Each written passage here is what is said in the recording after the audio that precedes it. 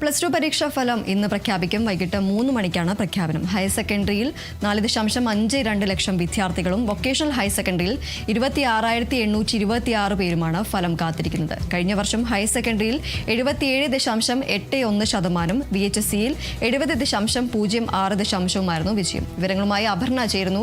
അപർണ, ഇന്ന് plus two ഫലം പ്രഖ്യാപിക്കുകയാണ്. വിദ്യാഭ്യാസ മന്ത്രിയാണ് ഫലം പ്രഖ്യാപിക്കുക. എന്തൊക്കെയാണ് മറ്റു വിവരങ്ങൾ?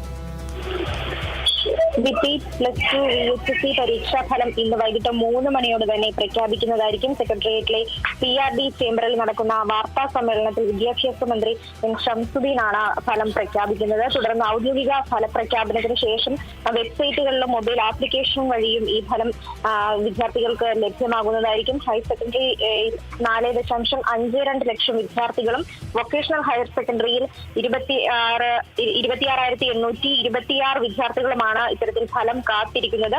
കഴിഞ്ഞ വർഷം ഹയർ സെക്കൻഡറിയിൽ 77.81%, VHSCയിൽ 70.06% വിജയമാണ് കേരളത്തിൽ ഉണ്ടായിരുന്നത്.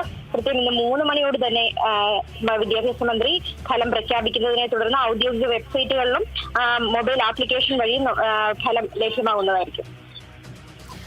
ശരി, എന്തായാലും പ്ലസ് ടു പരീക്ഷാ ഫലം ഇന്ന് പ്രഖ്യാപിക്കുകയാണ്. വൈകിട്ട് 3 മണിക്ക് PRD ചേംബറിലാണ് ഫലപ്രഖ്യാപനം ഉണ്ടാവുക. ഹയർ സെക്കൻഡറിയിൽ 4.52 ലക്ഷം വിദ്യാർത്ഥികളും വൊക്കേഷണൽ ഹയർ സെക്കൻഡറിയിൽ 26,826 പേരുമാണ് ഫലം കാത്തിരിക്കുന്നത്. കഴിഞ്ഞ വർഷം ഹയർ സെക്കൻഡറിയിൽ 77.81%, VHSCയിൽ 70.06% വിജയം ഉണ്ടായിരുന്നത്. ഏതായാലും ഇന്ന് 3 മണിക്ക് PRD ചേംബറിൽ വിദ്യാഭ്യാസ മന്ത്രി എൻ ഷംസുദ്ദീനായിരിക്കും ഫലപ്രഖ്യാപനം നടത്തുക.